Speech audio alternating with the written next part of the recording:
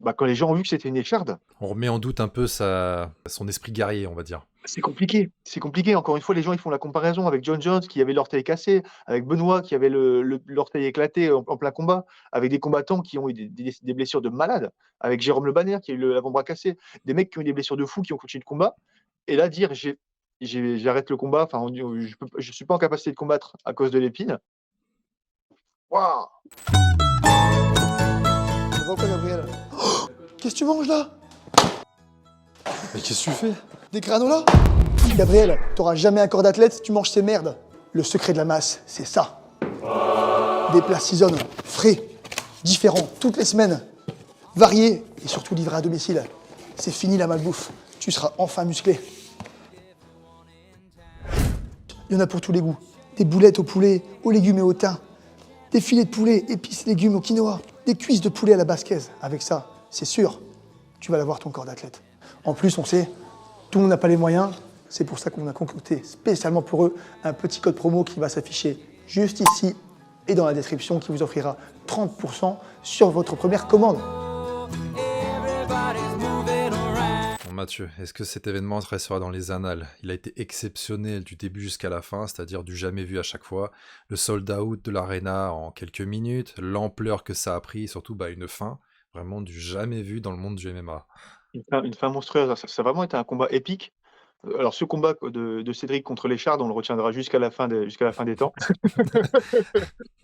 Non, plus sérieusement, c'est vrai que comme tu dis, l'événement a vraiment été exceptionnel, tant dans son build-up, dans l'évolution, dans l'avancée de l'événement avec le trash talk, que dans sa fin.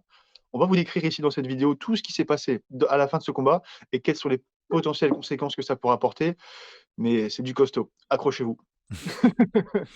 Alors on était donc servi avec ce PFL avec pas plus d'une dizaine de combats, de nombreux Français sur la carte, des performances. Alors malheureusement, il y a quand même pas mal de Français qui ont perdu sur cette soirée-là. Pas mal de finish pour arriver jusqu'au finalement ce main event tant attendu entre Cédric Doumbé et Baki. Moi, il y a quand même quelques petits points qui m'ont beaucoup, beaucoup impressionné dans ces soirées. Tu vois, le PFL, c'est l'organisation, ok. Ils ont du staff, ils ont du personnel. Depuis quand le personnel d'une organisation crie le nom d'un combattant était mort derrière pendant un événement. Ça m'a extrêmement surpris de voir que le PFL avait donné comme consigne à ses employés de faire crier au public: «Baki, tu mort». En fait, il s'était passé la même chose justement pour le PFL contre Jordan Zebo. Moi, Mmh ça mh. m'avait surpris, donc j'étais dans la salle, et quand j'ai vu justement la speakerine qui demandait au public enfin de lancer ce Comment tu dis? Tu slogan, as dit quoi? Une speak quoi? s- speakerine, Une speakerine? ouais, enfin, il me semble qu'on dit ça pour une femme. Ah non, mais je savais pas, c'est pour ça que je connaissais pas le mot, tu me l'as appris donc Je pense ne pas ouais, dire de bêtises. vous Et connaissez maintenant le féminin de speaker. ouais, quand elle avait lancé ça justement dans la salle, j'étais surpris parce que je me suis dit, attends, il y a un parti pris quand même du staff. Et ouais. Est-ce que c'est une ambiance, enfin, est-ce que en fait c'est une chauffeuse de salle, tu vois, comme peut y avoir, je sais pas, dans des émissions ou ce genre de truc. Mais j'ai trouvé ça très bizarre. Et donc là, Ouais, quand on chauffe une salle, on chauffe pas une salle en défonçant un des combattants qui, lui aussi, a signé un contrat avec toi, lui aussi travaille pour toi. C'est comme en fait, ça montre vraiment un parti pris. Ça montre vraiment, la sensation un petit peu de pion à sacrifier. Il considère Baki comme un pion qu'il faut sacrifier pour faire monter Doumbé. C'était super bizarre comme ambiance, je trouve. C'était très, très, très malsain comme chose à faire, comme pratique. là, je dirais que Cédric, actuellement pour le PFL, c'est un peu ce qu'on appelle la vache à lait. Tu vois, c'est ce qui va vendre des tickets, c'est ce qui va faire rentrer de l'argent et tout ça. Et puis faut. Alors désolé du terme en anglais, on dit milquer, c'est-à-dire vraiment traire jusqu'au bout la personne ou la chose. Et là en fait ils font ça avec Cédric, quoi. Il faut en tirer le plus possible. Et C'est ça, c'est vraiment la sensation que j'ai eue. Et j'ai eu la sensation aussi vis-à-vis d'un autre combat, sur la carte où pour moi l'adversaire était clairement gagnant, mais comme c'était un local qui était très connu, ils se sont dit: «Bon, bah, on va donner une décision en faveur du combattant». J'ai vraiment l'impression en fait que le PFL accorde peu de respect à certains combattants et énormément à d'autres en fonction de la popularité. Donc c'est bien parce que commercialement, c'est intéressant forcément, hein. Tu vas prendre de l'argent, tu peux commercialement parlant, c'est intéressant, mais par contre derrière, éthiquement, c'est horrible ça veut dire que tu prends 2 combattants, tu leur dis: «Écoute, toi, tu es là pour gagner, toi, tu es là pour perdre». c'est C'est ça. c'est un peu bizarre comme, pratique, je trouve. Ça paraissait pas neutre. Et d'ailleurs, justement, par rapport à cette fin de combat dont on va revenir dessus, le PFL en soi prend une tollée, justement, en comparaison par rapport aux autres organisations, tout ça. Là, sur Internet, c'est le bashing total, quoi. Et vous voyez, je disais que donc le PFL était pas neutre. En tout cas, c'est sûr qu'il y a une partie de l'événement qui n'était pas neutre, c'était le public, hein. Le public, il n'était pas neutre du tout. J'étais surpris parce que durant la conférence de presse, on a vu un Baki qui était plutôt acclamé, en fait, hein. On a vu un Baki c'était plutôt équilibré, on va dire, en termes de de fans, Ouais, avec un léger avantage pour Baki. Et là, quand Baki est rentré, l'ensemble de la salle a complètement hué Baki. Tu voyais qu'il était vraiment en terrain hostile à 100. Donc il arrive, nous qui disions, hier que c'était Cédric qui allait arriver en terrain hostile, là, c'était totalement l'opposé. Baki arrive, hué et en position de sacrifice par l'organisation. Tu imagines la pression pour un combattant de 22 ans qui a relativement peu d'expérience? c'est énorme, c'est énorme. C'est justement une des grosses questions de ce combat, c'était la gestion de la pression par Baki. Bah, j'ai Et trouvé qu'il pour a plutôt moi, assuré quand même. ouais, c'est ça. Il a relevé le défi pour moi haut la main. Il s'est pas laissé écraser par la pression. Il a franchement on voit qu'il a un gros potentiel sur ça, parce que rentrer d'une salle comble, être en main event, savoir que tu as la France entière qui te regarde et même plus, c'est waouh, c'est monstrueux. Franchement, il s'est très, très bien démerdé. Maintenant vient le tour de Cédric. Cédric, quand il est rentré, c'était le feu. Tu voyais que la salle, elle était déjà pour lui. Ouais, la salle, elle était complètement acquise et c'était même particulier parce que je pensais que moi qu'il allait faire une entrée vraiment fanfare comme à son habitude, et que là, le public allait être émerveillé, et il a même pas eu besoin. Il a fait une entrée très, très simple et le public était déjà complètement, à sa solde, en fait, complètement, pour lui. Bah, le même son d'entrée. Bon, bah là, à partir du moment où le son a commencé à résonner, voilà, on sait que c'est Cédric, on connaît les petites paroles dans sa musique, tout ça, mais voilà, il n'y a pas eu de coup d'éclat comme le matelas. On pensait qu'il allait rentrer avec une ambulance, chose qu'il n'a pas Ouais, fait du coup. moi je Est-ce m'attendais à ça. est-ce qu'il s'est pris un stop par le PFL ou par C'est la fort possible, Sécu, ou je sais pas, par la c'est Fédé, fort voilà. possible. Mais je pensais qu'il allait vraiment entrer avec quelque chose et faire un très gros coup d'éclat. Mais ça ne s'est pas fait. Donc entrée simple, sans fioriture, quoi. Est-ce que je dirais pas un peu décevante quand même? Ouais. Un peu décevante parce qu'en plus il y a même pas eu, c'est marrant, c'est que Cédric ne crie même pas: «Baki, tu mort», mais le PFL le fait pour lui, en fait. Ouais. C'est c'est là que je me dis: «Mais attends, il y a un problème, en fait». C'est le PFL qui leur donne de faire ça, et Baki et Cédric, il est rentré de manière tout à fait sobre. Donc un petit peu décevante l'entrée. Je m'attendais vraiment, à un spectacle de malade. Bon, je pense qu'on s'est trop habitué aux entrées de Tyson Fury et tout ça, tu vois? Les trucs de malade, tu vois? On voit qu'on va quand même être limité, je pense. Parce que c'est vrai que même à l'UFC, tu vois pas d'énormes entrées avec beaucoup de spectacles, ça reste vraiment sobre, et je Ouais. pense que, bon, le PFL a autorisé une fois le match là, mais tu peux pas non plus abuser de l'ambulance. C'était peut-être un petit peu trop gros pour pour rentrer dans Bercy. Et alors, ce combat se commence. Donc, les combattants font l'entrée dans la cage. Marc Godard aux manettes de ce combat, hein, à l'arbitrage. Et bah, début de round. Début de round. Grosse pression quand même. Ouais, énorme pression. Même moi, tu vois, Baki, on s'est déjà rencontrés plusieurs fois. Mais c'est pas forcément c'est pas un ami à moi, tu vois? C'est pas un pote, c'est juste une connaissance, quelqu'un que j'ai déjà rencontré à plusieurs occasions. Mais j'avais la pression, hein, j'avais une pression de malade, tu vois? J'ai l'impression de voir que limite combattre, un proche à moi, tu vois? Alors que c'était pas du tout le cas, tu sentais vraiment qu'il y avait une tension de malade. J'avais même des petites chairs de poule, tu sais? Ah, mais j'ai la même chose, j'ai la même chose. Tu sentais vraiment que tu avais, je sais pas, un des 2 qui allait morfler, quoi. Tu dis: «Il y en a un des 2 là-dedans qui va forcément, pas flinguer sa carrière, mais qui va forcément prendre cher». Et c'était vraiment, waouh! C'était particulier. Donc, alors, fait surprenant, ils se sont checkés avant le combat. Godard, il a fait l'appel justement à 2 reprises. Est-ce que vous voulez checker les gants? Est-ce que vous voulez checker les gants? Et donc là, check des gants, ça recule et le round commence. Cédric adopte sa low stance, donc les appuis très bas, le buste très penché aussi, sa main gauche baissée, et Baki de son côté, bah, très sur le qui-vive. Vraiment, voilà, les 2 mains hautes, il sait que ça peut arriver à n'importe quel moment, donc C'est exactement ce que j'ai senti aussi. C'est vrai que Cédric, il a vraiment une posture particulière pour le mat qui est, pour le coup, plutôt efficace, hein, plutôt efficace. Il est vraiment très, très bas sur ses appuis. Il a vraiment la tête vers l'avant. En fait, ça, c'est vraiment dans le but d'anticiper les gros takedowns, hein. Le but, ça, c'est vraiment d'être dans la position optimale pour sprawler, au risque de s'exposer un petit peu au jab, hein. Et c'est plus ou moins ce qui s'est passé. Baki, il a fait un très, très bon travail directement d'entrée de jab. Il était très, très attentif, comme tu l'as dit. Tu sentais, il était sur ses appuis très, très, comment dire? Très, très léger, prêt à reculer et prêt à absorber les coups avec les mains très hautes, et il travaillait avec vraiment que des coups qui étaient pas dangereux. Du jab à longue distance, du jab, du jab. Je sais même pas s'il a mis une seule droite du combat quasiment. Il a vraiment travaillé que du jab, peu de risques, et il voulait, attendre le bon moment pour rentrer, hein. jusqu'au low kick un petit peu, je dirais, nonchalant en fait de Cédric, où il s'est fait Un petit peu saisir la hasardeux. jambe et il s'est fait contrer justement parce qu'il a pris le cross de Baki dessus. Il a quand même réussi à déséquilibrer dessus, et du coup, quand je l'ai vu au sol aussi rapidement, j'ai fait: ah ouais, là, ça va être chaud». Ça va être Et là, il s'est compliqué. passé quelque chose encore plus impressionnant, c'est que Cédric, il est remonté directement. il est remonté très, très, très, très vite. Et c'est là qu'on a vu la progression au sol de Cédric. Franchement, pour un mec qui fait du sol depuis si peu de temps, son niveau, il a vraiment explosé. Il a explosé. Voilà, Baki a pas réussi à avoir de contrôle franc en fait sur cette position. Il était un petit peu en papillon. Enfin, du moins, Cédric avait les Ouais, pieds c'est sur ça. les hanches. Une butterfly. Et voilà. Et il a scramble, il a remonté comme ça directement. Il l'a poussé et puis il a En repris fait, il a distance. Et i il a fait un très bon travail pour garder toujours, en fait, une sorte de barrière, à jamais autoriser Baki à prendre le contrôle total et à l'écraser. Il avait toujours une sorte de support et dès que Baki laissait un peu d'espace, boum, il remontait et c'est exactement ce qui s'est passé à plusieurs reprises, hein. Parce que dans le premier round, Baki, il a quand même réussi à mettre plusieurs takedowns et à il a chaque fois, mis Cédric, il 4 avait ou 5, surpris je crois. et à chaque fois, Cédric, il s'est relevé. À chaque fois. Mais bah, n'empêche quand même que Cédric s'est fait un peu, on va dire, trimballer dans la cage justement par rapport à la lutte de Baki. Ouais, Et ouais. on s'attendait pas du tout à voir ça quand même. Et bah, je pense que lui non plus, puisque tu vois, il était, dans sa tête, il était censé surprendre Baki avec sa droite et au final, je pense que c'est plutôt l'inverse qui s'est passé, hein. C'est Baki qui a surpris, Doumbé avec sa lutte. Je pense qu'il s'attendait pas à finir sur le dos comme ça à plusieurs reprises.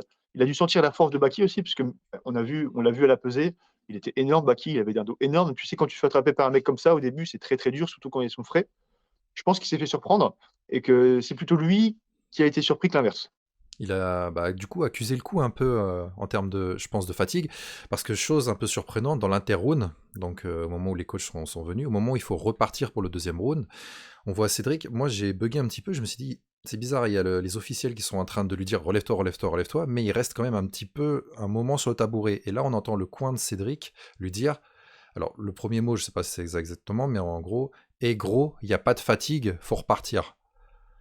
Est-ce que Cédric, justement, aurait dit à son coin, les gars, je suis fatigué, est-ce qu'il y aurait eu un doute qui se soit installé C'est possible, hein. Ça ressemble typiquement au genre de mots qu'on dit pour, remonter le moral de son combattant quand il est un petit peu dans le rouge. C'est tout à fait possible. C'est tout à fait possible. En tout cas, franchement, dans le deuxième round, il a bien rebondi, hein. Il a très, très bien rebondi. Il a fait un très bon travail. Autant dans le premier round, il s'est fait complètement surprendre et il le perdait complètement. Ouais. Autant dans le deuxième, e tu vois il a quand même mis un bon coup d'accélérateur en termes de pression. Il a été beaucoup plus incisif en anglaise, surtout sur son jab. On a vu que Baki, il avait un très bon jab et j'ai trouvé que Cédric, il avait un jab encore meilleur, plus précis, aussi rapide que celui de Baki, mais avec beaucoup plus de poids, beaucoup plus de dégâts derrière. On a vu d'ailleurs qu'il a fait rougir la tête de Baki sur, 1 ou 2 jabs, hein. Après 1 ou 2 jabs, il avait réussi directement à lui abîmer un petit peu le côté de la tête et pareil, il a aussi réussi à toucher avec des bonnes droites. Des bonnes droites qui touchaient vraiment bien, ou en tout cas il y en a certaines qui frôlaient, d'autres qui touchaient. Ça touchait pas plein pot, mais c'était vraiment pas loin de toucher la pointe du menton, hein. Ah, justement, ce jab de Cédric, c'est la position avec laquelle il adopte, c'est le flicker jab, tu vois, d'où ça part justement en bas, et c'est très dur de... Alors ça donne un avantage en vitesse, et c'est très dur justement de prévoir la trajectoire et de l'esquiver du coup.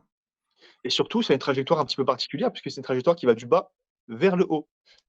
Or, quand un lutteur veut descendre en takedown, il part du haut vers le bas. Donc ça veut dire que si le lutteur descend au moment du jab, c'est une collision directe entre le Bah, bas c'est et ce le qui s'est haut. passé, il y a eu un moment où justement Baki a voulu rentrer dans les jambes, et Cédric l'a stoppé net justement avec le jab. Exactement, c'est exactement ce qui s'est passé.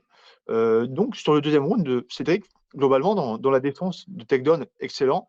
Dans la défense de boxe, pareil, très, très bon aussi et très incisif sur l'anglaise. Pour moi, il a pris le deuxième round, hein. Il a suffisamment monté pour reprendre le deuxième round. Je sais pas ce que tu en penses, il y a beaucoup de gens qui ont vu 2 rounds pour Baki. Je suis pas du tout de cet avis, je trouve Non, que non. Cédric était plus efficace sur le deuxième. Pour moi, il y a eu donc premier round pour Baki, deuxième round pour Cédric, il a repris l'ascendant sur ce combat. Même il mettait plus de pression justement, c'était lui qui était en train d'avancer beaucoup plus sur Baki. Tout à fait, tout à fait. Et pour moi, ça donnait du un partout. Et d'ailleurs, je pense que ça a pu un peu se vérifier dans ce début de troisième round, c'est-à-dire, je pense que les deux combattants étaient lucides sur le fait que Ouais. il y avait un round partout et qu'il fallait prendre le troisième, alors que ce soit vraiment un round très convaincant, ou alors terminer ce troisième round, quoi. On sentait que tous les 2, ils savaient que c'était un round décisif, hein. Même si dans leur tête, c'était pas certifié que c'était 1-1, je pense que les 2 avaient assez de lucidité pour se rendre compte, puisque comme tu l'as dit, ils ont mis beaucoup de pression directement. Seulement, il s'est passé quelque chose un petit peu bizarre, c'est qu'au bout d'une minute, on voit que les 2 s'observent un petit peu et tu as, Cédric qui regarde son pied, qui regarde Baki, qui regarde l'arbitre et l'arbitre lui dit: «Keep fighting, continue de combattre» et Cédric, on voit qu'il commence à parler, à dire des mots. Je pense que Cédric se rend compte de l'urgence et il reprend son combat. Et puis tu vois qu'il s'arrête encore. Il s'arrête encore, il dit un truc à Baki. Baki, il le regarde, il a l'impression un petit peu et Marc arrive, boum, fin du combat. Hop, Bah, terminé, combat en, terminé. en fait, il me semble que c'est Baki qui disait en gros à Cédric, justement, bah vas-y, combat, enfin, parce que sur le deuxième coup, Alors, c'est Cédric enfin sur le premier coup, c'était Cédric qui parlait, sur le deuxième, en fait, Cédric était un peu dans l'attente, bah comme il faisait, tu vois, parce qu'il voulait contrer Baki et tout ça, sauf que Baki, au bout d'un moment, il a dit, bah, enfin, combat, vas-y, et il a ouais. justement regardé Marc Godard, et bah là, Marc Godard, il a dit, bah voilà, battez-vous, Mhm. Cédric, il a dit quelque chose, genre mon pied, et bah, Marc Godard, il a dit, stop, quoi. Apparemment, de ce que j'ai vu, ce serait Baki qui aurait dit, de Doumbé qui a dit: «Attends, j'ai un truc dans le pied». Doumbé, Baki lui a dit, «Bah, Bah enlève-le enlève-le, frère». ouais. Il a dit: «Bah, enlève-le frère» et quand Doumbé s'est retourné vers Godard, là je parle de la deuxième interaction avec Godard, Godard a dit: «Stop, on arrête le combat». En fait, là, on arrive sur vraiment quelque chose de majeur. Bah, du coup, le combat s'arrête, TKO. Victoire par TKO pour Baki, fin du combat. On voit incompréhension totale de la part de Doumbé. Baki qui est un petit peu dans le flou, mais bon, qui savoure sa victoire, parce que ça reste une victoire. Et le public qui est qu'est-ce qui se passe? C'est quoi ce bordel? Bah apparemment, tout le monde criait remboursé dans l'arène, hein. C'est normal parce que c'est vraiment un combat que tout le monde attendait. C'est même le combat que tout le monde attendait au PFL. Je suis pas sûr qu'ils auraient rempli la salle sans Cédric et sans Baki. Et on voit que le main event saute. Le pire, c'est le pire truc possible, le main event, le combat principal de la soirée. C'est horrible pour tout le monde. Ça fait penser d'ailleurs un petit peu à mon précédent combat, celui à l'Hexagone, où je remporte le combat sur un TKO également, mais on ne sait pas d'où vient la blessure d'Alexis, de mon adversaire du coup. Et tout le monde repart déçu puisque le gagnant, Baki, il se dit: «OK, j'ai gagné, mais j'ai pas de légitimité à avoir gagné». Enfin, tu vois, je l'ai pas mis KO, je l'ai C'est pas pas, une victoire franche, nette, voilà, voilà. voilà, exactement. Tu as un peu le sentiment d'usurper ta victoire, usurper plutôt le titre de victorieux. Bah, Doumbé forcément lui est dégoûté et le public il repart, bah, et voilà quoi, il y a pas vraiment de vrai gagnant donc ils sont un petit peu dégoûtés, ils sont sur leur faim quoi. Tout le monde repart perdant. Donc le public dégoûté, le public se fait, on voit qu'ils sont très, très déçus, notamment envers Doumbé, puisqu'en fait Baki quand il parle au micro, il était quand même plutôt acclamé, c'était plutôt neutre, on va dire, il y avait quand même du positif. Par contre, dès que Doumbé s'approche du micro, boum, Voilà, c'est les huées catastrophique. commencent, c'est le bazar, personne ne veut l'entendre. Ça sentait que même lui, il était un petit peu gêné. Ouais, il a réussi quand même à rattraper derrière avec, parce que bon, il est éloquent, il arrive bien à parler, il a réussi à rattraper quand même derrière en expliquant un petit peu ce qui s'était passé, mais le public veut rien savoir. Le public veut rien savoir, ils sont vraiment en train ils ont retourné leur veste à 100 là. Il y a retournement de veste complet. Bah, après, la question qui se pose, c'est que là, c'est un élément extérieur. Tu vois, c'est pas une blessure, je sais pas, un orteil cassé ou alors quelque chose de cassé. Enfin, là, c'est vraiment un élément extérieur qui vient se mettre au niveau du combattant. Et il me semble avoir lu justement que dans tout ce qui est règlement, à partir du moment où c'est quelque chose comme ça peut être potentiellement transformé en no contest. Ouais, bah, je pense que c'est ce que Cédric va demander.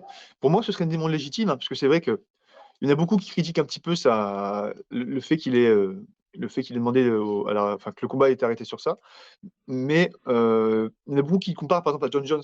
Tu vois? John Jones qui avait eu le pied cassé ou bien Benoît qui avait eu un staph au pied et que son orteil avait complètement éclaté pendant le combat et qu'il avait continué de combattre. Donc c'est pas non plus le niveau d'inconfort dans lequel il était et surtout c'est pas une blessure qui est arrivée de son propre chef. C'est-à-dire que c'est pas lui qui a trébuché, c'est pas un coup qui s'est pris, c'est vraiment une blessure qui est due à l'environnement. Or l'environnement, normalement, c'est censé être géré par le PFL. C'est eux qui doivent sécuriser la cage, c'est eux qui doivent sécuriser le tapis, ils doivent sécuriser le public, ils doivent tout sécuriser de manière à ce que les combattants s'affrontent et qu'il n'y ait aucune altération extérieure venant de l'extérieur. Le problème, c'est que cette épine, en fait, elle vient pas ni de Baki ni de Doumbé, elle vient de quelque part dans l'arène. Il y a un moment où c'est rentré sur le tapis. Est-ce que c'est pas un mec avec une caméra qui est rentré, qui a les pieds sales? Ça peut être plein de choses. C'est une épine, ça peut venir de partout. En tout cas, c'est quelque chose qui avait clairement pas sa place sur le tapis. Et du coup, la demande de Cédric est légitime. Maintenant, Et est-ce que la blessure est assez grosse? Est-ce que la pénalité que ça donne d'avoir une écharde, c'est assez gros pour accorder un no contest? C'est ça qu'on va se dire.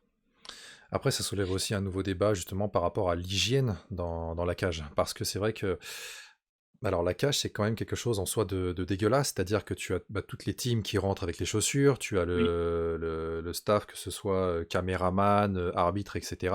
ouais. Et voilà, il y a quand même des combattants qui ont souvent des coupures ou ce genre de choses, et qui peuvent attraper des merdes justement sur le tapis parce que c'est pas nettoyé soit entre chaque combat, ou il n'y a pas, même c'est des espèces de trucs que tu mets autour des Moi chaussures, là, le truc moi jetable. moi moi, ce Ouais, que j'ai chopé, par exemple, j'ai chopé une infection pendant mon combat à mon pied et c'est vrai qu'avec du recul, tu vois, les gens de l'équipe, par exemple, les gens de ton coin, les arbitres, les mecs, ils vont aux toilettes entre les rounds, les mecs, avant l'échauffement, ils vont aux toilettes, donc ils ont les pieds, ils marchent avec leurs pieds dans des trucs dégoûtants, tu vois? Ils marchent sur le quand ils font l'entrée, pareil, ils sont avec leurs mêmes chaussures. Quand ils sont à la salle d'échauffement, ils sont dans les mêmes chaussures.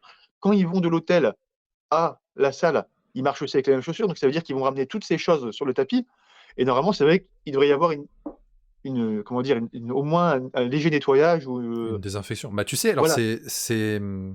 pendant la période Covid, justement, à l'UFC Apex, entre chaque combat, il passait l'espèce de Oui, truc à oui, pression là pour désinfecter là. une sorte de désherbant, enfin, un truc qui Ouais, absorbe, voilà. comme les trucs avec Bah, les il pourrait désherbants. refaire une chose similaire, hein. C'est pas une mauvaise idée, c'est pas une mauvaise idée. Après, c'est vrai qu'en termes logistiques, c'est un petit peu chiant. Pareil, sur l'image, c'est moche, des mecs qui rentrent, qui qui mettent du comme ça, qui nettoient. C'est pas terrible, mais c'est vrai que pour l'hygiène des combattants, c'est vrai que c'est super important. On le voit, il y a énormément de combattants qui chopent des infections, des staphylocoques au suite de leur combat. Maintenant, c'est des échardes, donc tu vois, c'est plein de petits, ça peut être vraiment, pénalisant pour les combattants. Et sur la suite de ce combat alors. Donc qu'est-ce qui peut se passer pour Les toi suite à ce combat? conséquences. Les Ouais, c'est quoi les conséquences d'un conséquences? finish comme ça. On les voit déjà. J'ai déjà vu tous les trucs sur Twitter là, c'est chaud. C'est chaud parce qu'en fait, bah, comme d'habitude, vous connaissez, hein, quand quelqu'un parle beaucoup, il faut assumer derrière. Malheureusement, les gens, ils vont considérer que Cédric n'a pas assumé. Même s'il a fait un très, très bon combat, il y a que le résultat final qui compte, hein, et les gens sont très déçus. Surtout qu'il avait dit qu'il allait coucher Baki au premier round et qu'ensuite à la conférence de presse, il a dit: «Non, en fait, je voulais pas le coucher, je voulais juste faire durer le combat». En plus, tu vois, il y a ses coachs qui disaient pareil qu'il allait le coucher, que ça allait pas dépasser le deuxième round.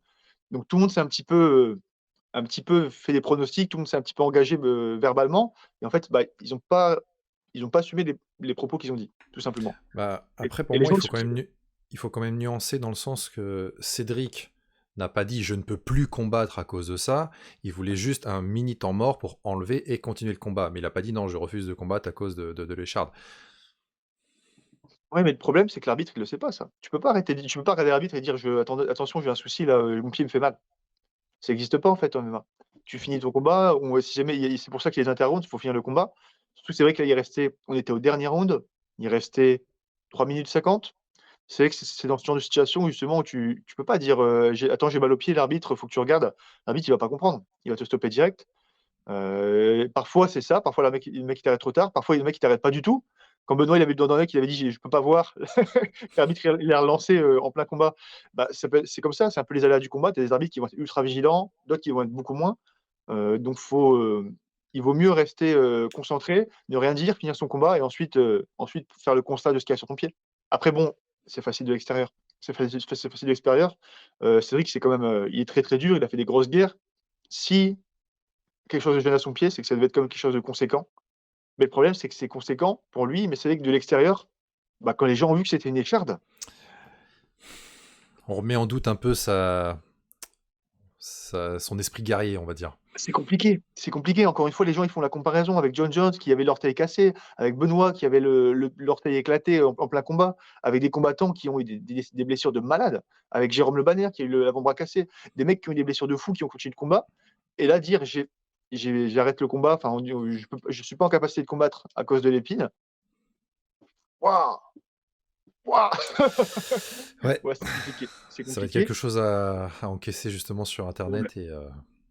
Bon après je pense que il connaît en tout cas le plus important c'est que c'est quand même noté ça s'est quand même fini sur une bonne ambiance en tout cas entre Cédric et Baki. On voit vraiment qu'il y avait pas d'animosité entre les 2, que c'était vraiment, une rivalité pure sportive. En tout cas, c'est le ressenti qu'on a. Maintenant, une revanche ou pas? Est-ce que ça t'intéresserait, toi? Il y a plus le côté mystique qu'il y avait avant. En fait, là, Cédric, il a plus le côté mystique, genre, invaincu, impossible à prendre. Maintenant, il est battu. Il est battu. Enfin, on a vu qu'il a pu se faire un nez au sol, il a pu être dominé. Il a perdu. Il y aura plus la même ambiance, il y aura plus le même entrain, tu vois? C'était une chose, c'était soit pour moi, c'était celui-là ou rien, tu vois? Pour ce combat-là.